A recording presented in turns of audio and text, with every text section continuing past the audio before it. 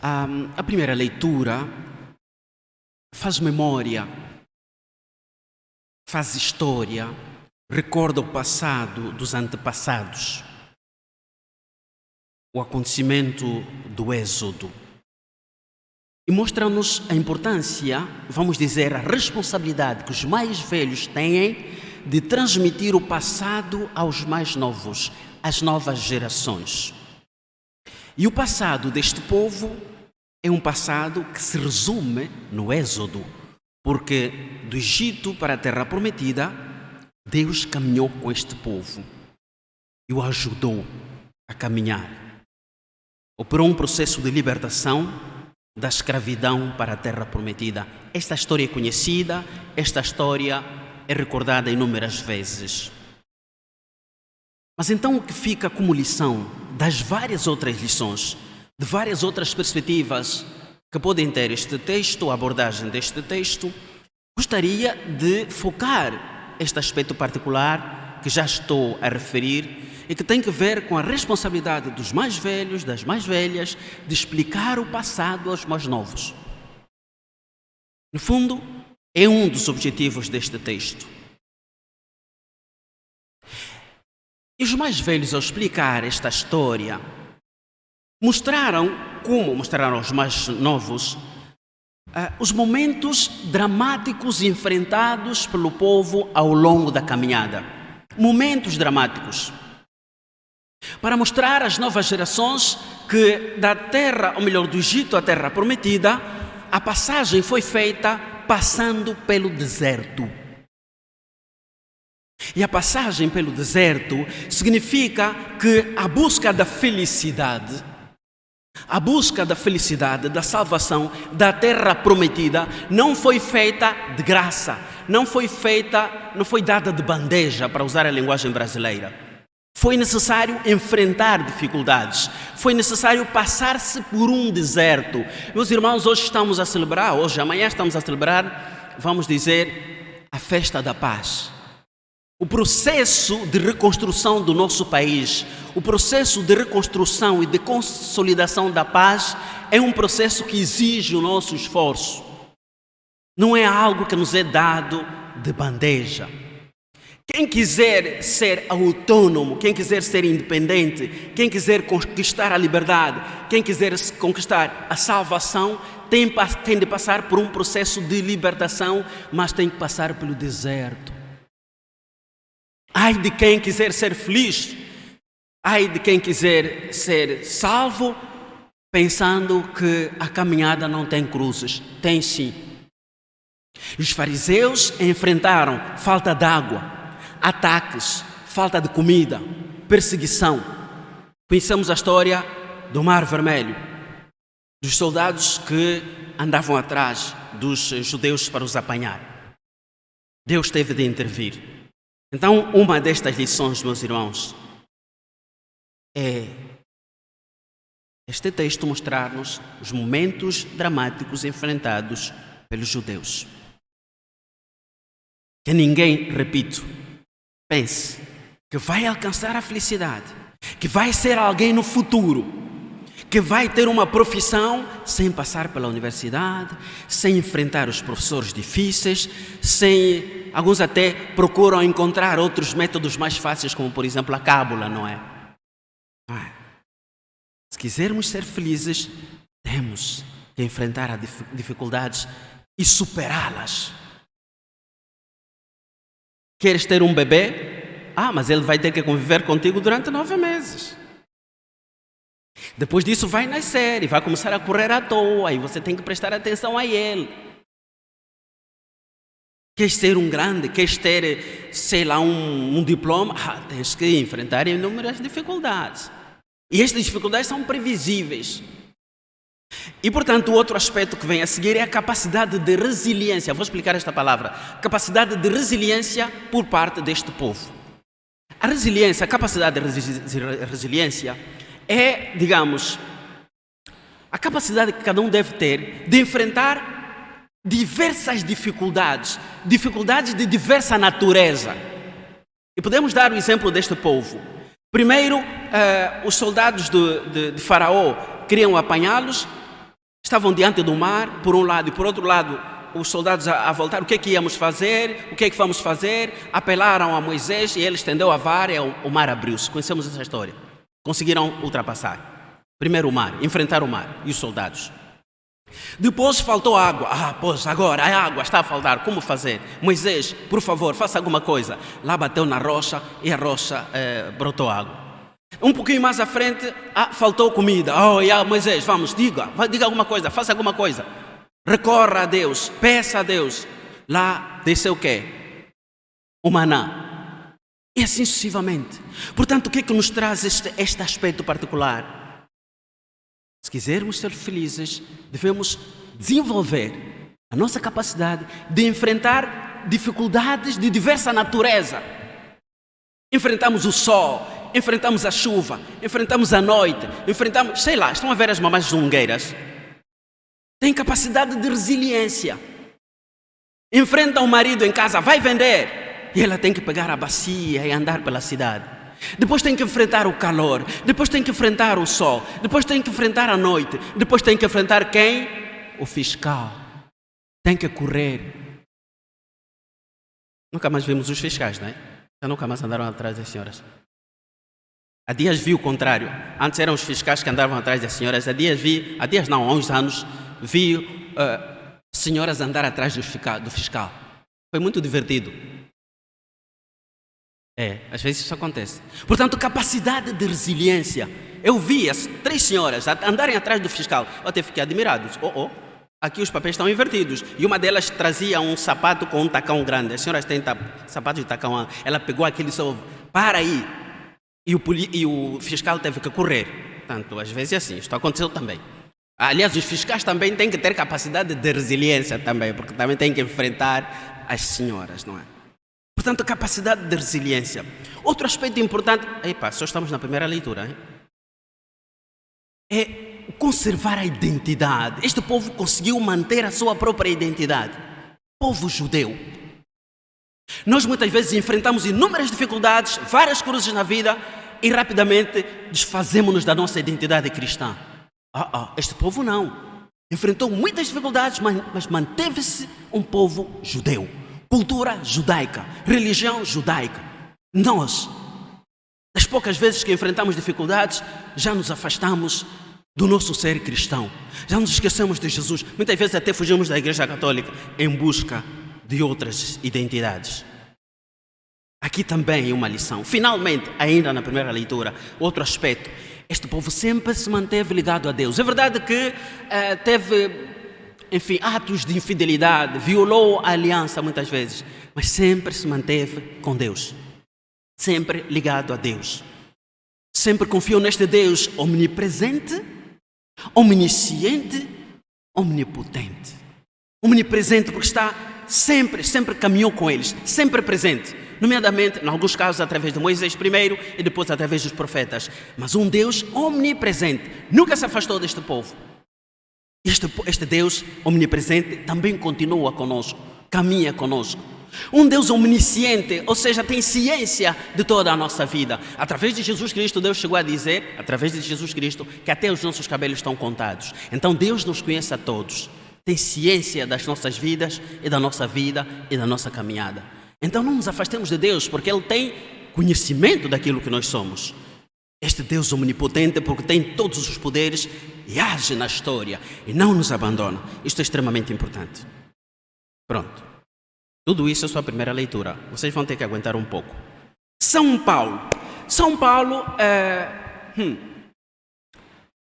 estava bastante convencido, como um bom fariseu, de que para um cristão ser salvo, tinha que respeitar a lei dos judeus e todas as tradições para ser salvo. Ora bem, mais tarde cruzou com Jesus. Quando encontrou-se com Jesus, considerou as leis e as tradições judaicas, para usar a expressão dele, como lixo. E disse, a partir da altura que eu cruzei com Jesus, tudo o que eu obedecia, leis, tradições, ritos, rituais judaicos, para mim tudo isso não vale, é lixo. Agora é Jesus. E impregnou-se tanto com Jesus, caminhou tanto com Jesus, que chegou a pronunciar uma frase muito linda. Chegou a dizer: já não sou eu que vivo, é Cristo que vive em mim. Ora, creio que aqui há lições muito importantes para nós. Quando, ao longo da nossa vida, quando o nosso passado esteve manchado de comportamentos maus, droga, infidelidades, violência, convicções, sei lá, que nos pudessem fazer perder a vida e a nossa identidade de cristãos. Quando reconhecemos que afinal este passado não nos ajuda em nada, não nos leva à felicidade, romper radicalmente com este passado que faz sofrer. É aqui onde está a nossa dificuldade, meus irmãos. Muitas vezes não temos capacidade, não temos coragem de romper com o passado que nos fez mal. São Paulo disse: isto de obedecer às leis, às tradições, aos rituais judaicos, isso não presta. Quem nos salva é Jesus. Então abraçou Jesus e caminhou. Nós, cada um pode fazer um exame de consciência. Atenção que estamos no tempo da Quaresma, hein? Pode fazer um exame de consciência, uma introspeção na tua vida. Atenção, o tempo da Quaresma está a terminar. Você fez um balanço. O que é que está a escravizar a tua vida? Que tipo de pecado é que te está a escravizar? Livra-te dele. Assuma uma nova vida. Assuma Jesus Cristo na tua vida. Aliás, ele disse: eu sou o caminho, a verdade e a vida. Então, assuma Jesus. Livra-te de tudo aquilo que te escraviza como ser humano. Você tem vontade, é verdade, mas você também tem inteligência. E tudo isso vem de Deus. Livra-te. Não te deixes de escravizar pelo mal, pelo pecado, pela droga, pela violência. Você é um ser humano, você consegue ultrapassar-se, você consegue vencer. Caminha, vamos, para frente é o caminho. Livra-te da escravidão do passado, da tua vida passada que só te fazia mal. Livra-te. Faça como São Paulo. Avance.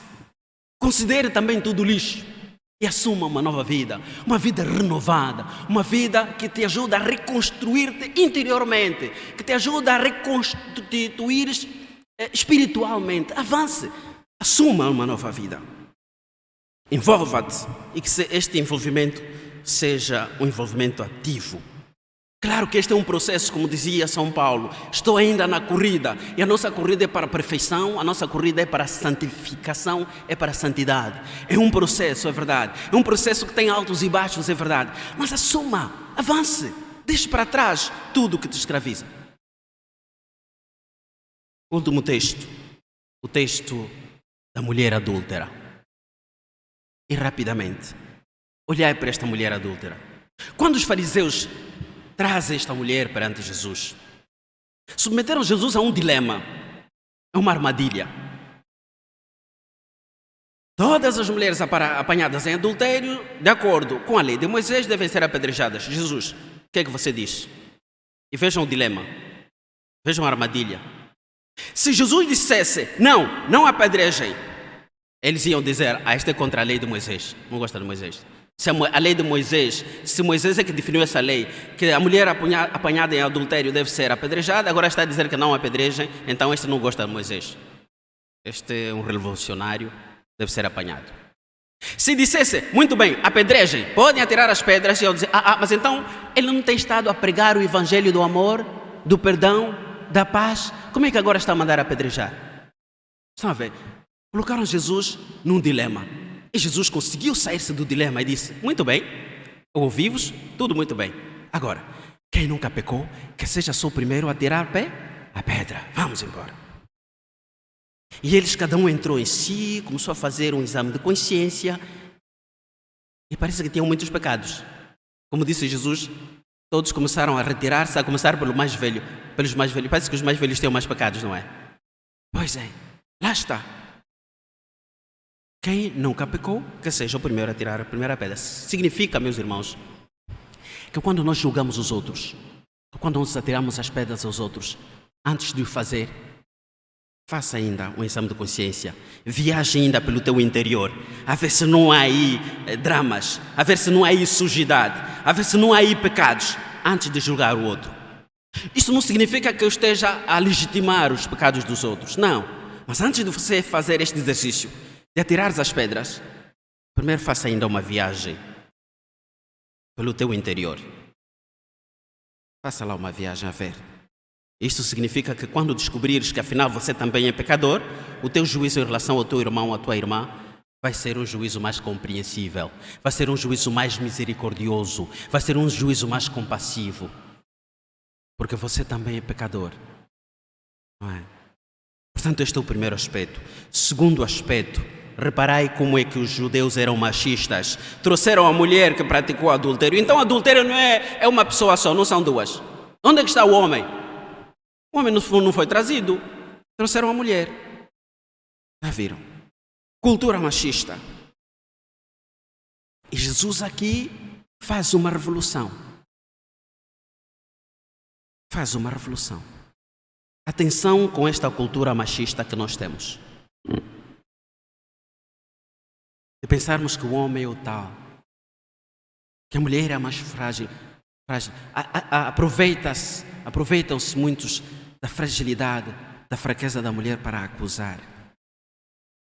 Este tipo de cultura, assim, deve ser ultrapassada, deve ser erradicada. Outro aspecto, atenção, Jesus perguntou à mulher: onde é que eles estão? Foram-se embora? Não te fizeram nada? Muito bem, eu também não faço nada. Perdoo-te. Mas atenção, a partir de agora, não tornes a pecar. Portanto, Jesus não perdoou apenas a mulher, disse também: tenha cuidado. Num outro texto ele dirá: vai, estás perdoada, vai, mas não tornes a pecar para que não te aconteça coisa pior. Porque se por um lado Jesus perdoa, se por um lado Deus perdoa, atenção, os nossos pecados têm consequências. Você comete um erro grave ou não, Deus te perdoa, é verdade, perdoa-te mesmo, mas você assume as consequências. E por isso que eu tenho estado a repetir inúmeras vezes a frase do Papa Bento XVI, que dizia que o perdão não substitui a justiça. Se você cometer um erro e for um erro grave, vamos supor que você roubou e a polícia apanhou-te, se você for se confessar, Deus vai te perdoar. Mas a polícia vai te levar à cadeia e vai te julgar. É verdade. Quando eu era pároco do Carmo, um jovem entrou na igreja, roubou o telefone de uma senhora, a senhora pôs aos gritos, e os jovens que andam à volta a lavar os carros, apanharam a senhora. Eu disse: não, atenção, a polícia apareceu. Eu disse aos polícias: bom, tá bom, vamos perdoá-lo. Os polícias disseram: senhor padre, é verdade, pode perdoá-lo mesmo agora, mas ele vai ter que ir conosco, porque vai ter que responder na polícia. Portanto, o perdão não substitui a justiça, e por isso devemos ter muito cuidado para não cometermos erro, porque há muita gente que pensa que pelo facto de ter a confissão, pelo facto de se confessar, pode cometer erros. Não é bem assim. Eu estou lembrado no Ambo, o mais velho foi confessar-se ao padre. Ele era preguiçoso, era tempo de guerra. Conseguir carvão, lenha era muito difícil, e ele era preguiçoso. Então o vizinho tinha muitos molhos de lenha, e ele era preguiçoso, não queria trabalhar. Então foi ter com o padre e disse: senhor padre, eu vim me confessar porque roubei um molho de lenha do vizinho. Este é o primeiro pecado. Mas também vou já confessar o outro pecado, porque depois disso vou roubar o outro molho de lenha. Estão a ver isso? Porque pensas que como o padre vai perdoar, está tudo bem. Não. Os pecados têm consequências. Jesus fez então uma revolução a nível da cultura judaica. E qual era a prática da cultura judaica? Você pecou, ser humano, tu e o teu pecado, todos mortos. Vamos apedrejar a senhora. Ela e o pecado, tudo a matar. Jesus disse: não. Uma pessoa que pecou, primeiro um ser humano, tem dignidade própria. O que é que se faz? Apenas tira-se o pecado, perdoa-se o pecado, reeduca-se a pessoa e ela volta a ter dignidade. Por isso é que as nossas cadeias deviam ser escolas de reeducação e de reintegração. Infelizmente não fazemos isso. Às vezes a polícia apanha um gatuno, o que é que faz? Dispara, mata. A pessoa cometeu o erro, ela deve ser levada para um processo de reeducação e uma vez reeducada, volta a ser reintegrada na família. É assim que se deve fazer, é assim que se deve agir. Porque o perdão, quando a gente perdoa alguém, está-se a dar a esta pessoa a oportunidade para se refazer na vida. É uma oportunidade para esta pessoa mudar. Quantas e quantas pessoas não cruzaram com situações muito fortes e depois se converteram? Depois passaram a ser novas pessoas. Se tivessem sido mortas, como é que seria? Seria muito complicado. Então vamos pedir ao Senhor para que todas estas orientações nos ajudem a sermos cada vez melhores, boas pessoas, renovadas, reconstruídas, reconstituídas, porque a nossa caminhada para Deus, a nossa caminhada para a perfeição e para a santidade é uma caminhada que é um processo, demora algum tempo e também envolve o próprio Deus. Que o Senhor nos ajude nesta caminhada então, e que assim seja.